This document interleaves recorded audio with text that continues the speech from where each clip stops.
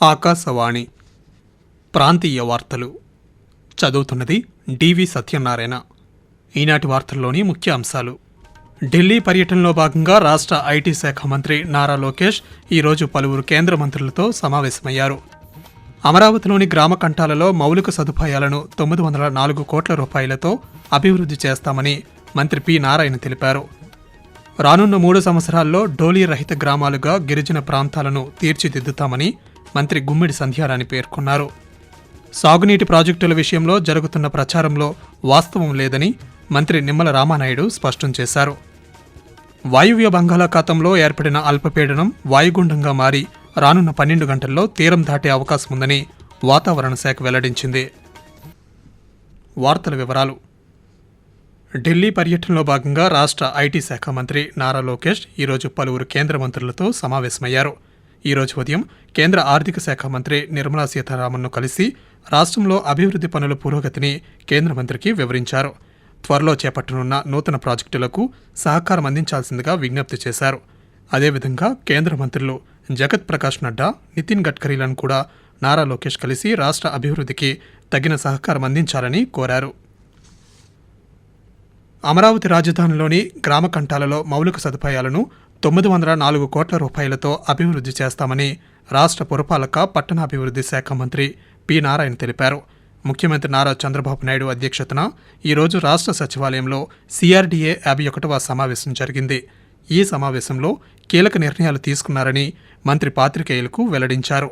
అమరావతి రాజధానిలో మార్చి 31 నాటికి 4000 అధికారుల నివాస గృహాలను పూర్తి చేస్తున్నామని మంత్రి వెల్లడిస్తూ, అమరావతి క్యాపిటల్ సిటీలో నంబర్ ఆఫ్ వర్క్స్ యాక్చువల్గా పెరుగుతున్నాయి కాబట్టి మరొక ఎస్పీవి ఏర్పాటు చేయమని, ఆ ఎస్పీవిలో ఏదైతే గ్రీన్ ఫీల్డ్ ఎయిర్పోర్ట్ కానీ, ఎన్టీఆర్ స్టాచ్యూ, తర్వాత స్మార్ట్ ఇండస్ట్రీస్, అదేవిధంగా iconic bridge, sports city, river front, rope way, IRR, ఇలా ఏదైతే ప్రాజెక్ట్స్ ఉన్నాయో ఆ ప్రాజెక్ట్స్ అన్నింటినీ ఆ ఎస్పీ వాళ్ళు టేకప్ చేసేటట్టుగా అథారిటీ ఒక సిఆర్డీ క్రియేట్ చేయడానికి ఈరోజు పర్మిషన్ ఇచ్చింది. దీన్ని కూడా యాక్చువల్గా క్యాబినెట్లో పెట్టి అప్రూవ్ తీసుకొని దాన్ని ముందుకు పోవడం జరుగుతుంది. రానున్న 3 సంవత్సరాల్లో డోలీ రహిత గ్రామాలుగా గిరిజన ప్రాంతాలను తీర్చిదిద్దుతామని గిరిజన సంక్షేమ శాఖ మంత్రి గుమ్మడి సంధ్యారాణి తెలిపారు. అమరావతిలోని రాష్ట్ర సచివాలయంలో పాత్రికేయులతో మంత్రి ఈరోజు మాట్లాడుతూ, తొలి ఏడాది బడ్జెట్లో 7,500 కోట్ల రూపాయలను గిరిజన సంక్షేమానికి కేటాయించామని గుర్తు చేశారు. అందులో ఇప్పటికే 1,300 కోట్ల రూపాయలను ఖర్చు చేసి దాదాపు 60-70% గ్రామాలకు రహదారుల సౌకర్యాన్ని కల్పించామని చెప్పారు. రానున్న 3 ఏళ్లలో గిరిజన గ్రామాలన్నింటికీ రహదారులను అనుసంధానం చేసేందుకు ప్రణాళికాబద్ధంగా చర్యలు తీసుకుంటున్నామని తెలిపారు. స్త్రీ శక్తి పథకం ద్వారా రోజుకు దాదాపు 25 లక్షల మంది మహిళలు ఆర్టీసీ బస్సుల్లో ఉచితంగా ప్రయాణిస్తున్నారని మంత్రి వెల్లడించారు. ఈ పథకానికి 8,458 బస్సులను కేటాయించామని మంత్రి గుమ్మిడి సంధ్యారాణి పేర్కొంటూ, 8,500 బస్సుల్ని ఈ ఫ్రీ బస్సుల కింద ఉపయోగిస్తున్నాం. దాదాపు 75% బస్సుల్ని ఉచిత బస్సుల కింద పల్లె వెలుగులు గాని, అల్ట్రా పల్లె వెలుగు గాని, ఎక్స్ప్రెస్, సిటీ ఆర్డినరీ, మెట్రో ఎక్స్ప్రెస్లు 5 రకాల బస్సుల్ని ఇచ్చి రాష్ట్రంలో మహిళలందరినీ కూడా సమాన దృష్టితో చూస్తూ, బాలికలు గాని, మహిళలు గాని, చదువుకున్న వాళ్ళు గాని, ఎవరైనా గాని ఉచితంగా వెళ్ళడానికి గౌరవ ముఖ్యమంత్రి గారు ఈ పథకాన్ని ప్రవేశపెట్టడం, స్త్రీ శక్తి, నిజంగా ఇక్కడ స్త్రీ శక్తి క్లియర్గా కనిపిస్తోంది.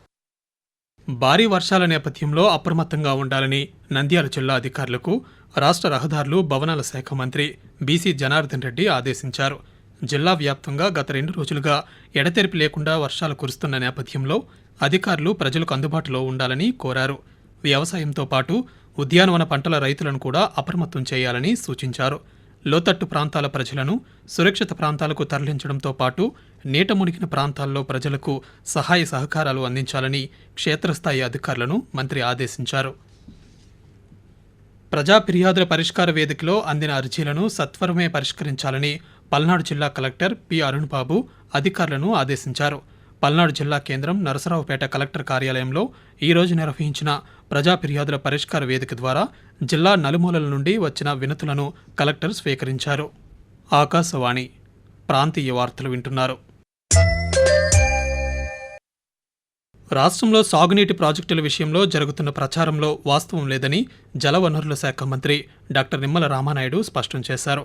పశ్చిమ గోదావరి జిల్లా పాలకొల్లులో మంత్రి ఈరోజు పాత్రికేయులతో మాట్లాడుతూ, పోలవరం ప్రాజెక్టులో కాఫర్ డ్యాం కొట్టుకుపోయిందని వస్తున్న వార్తలు అవాస్తవం అని చెప్పారు.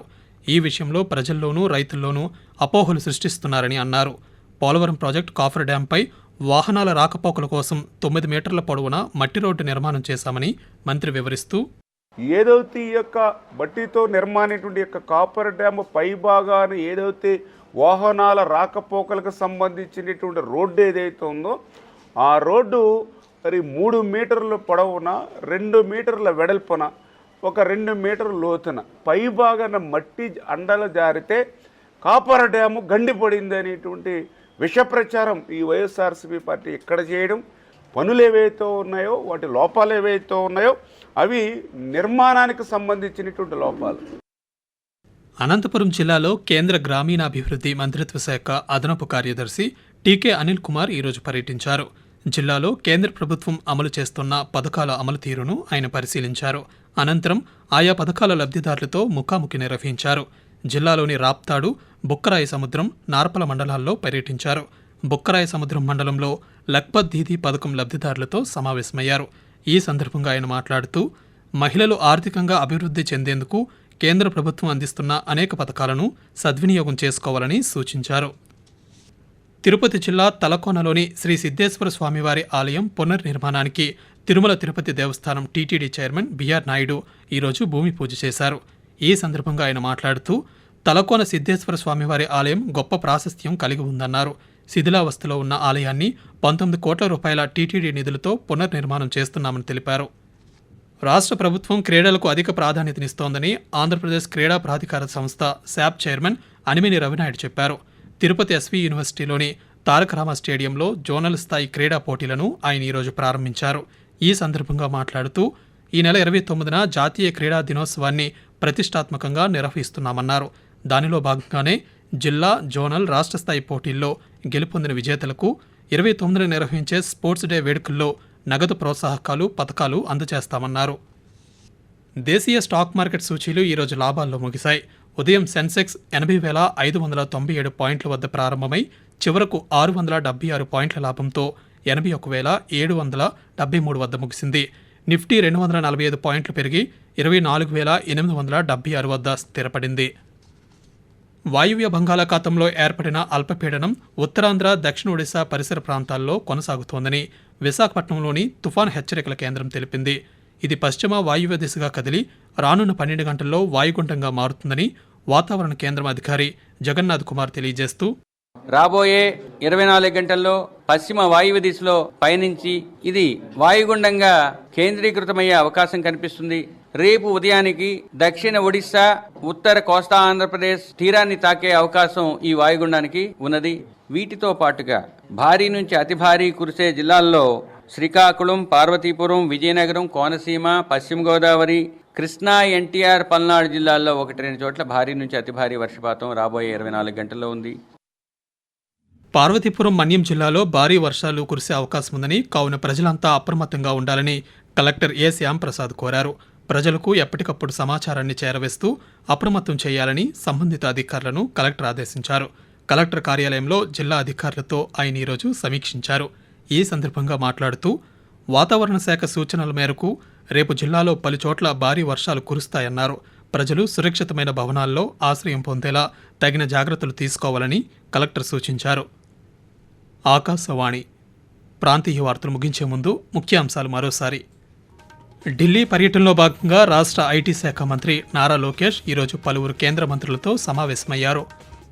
అమరావతిలోని గ్రామ కంఠాలలో మౌలిక సదుపాయాలను 904 కోట్ల రూపాయలతో అభివృద్ధి చేస్తామని మంత్రి పి నారాయణ తెలిపారు. రానున్న 3 ఏళ్లలో డోలీ రహిత గ్రామాలుగా గిరిజన ప్రాంతాలను తీర్చిదిద్దుతామని మంత్రి గుమ్మిడి సంధ్యారాణి పేర్కొన్నారు. సాగునీటి ప్రాజెక్టుల విషయంలో జరుగుతున్న ప్రచారంలో వాస్తవం లేదని మంత్రి నిమ్మల రామానాయుడు స్పష్టం చేశారు. వాయువ్య బంగాళాఖాతంలో ఏర్పడిన అల్పపీడనం వాయుగుండంగా మారి రానున్న 12 గంటల్లో తీరం దాటే అవకాశం ఉందని వాతావరణ శాఖ వెల్లడించింది. ఆకాశవాణి ప్రాంతీయ వార్తలు ఇంతటితో సమాప్తం.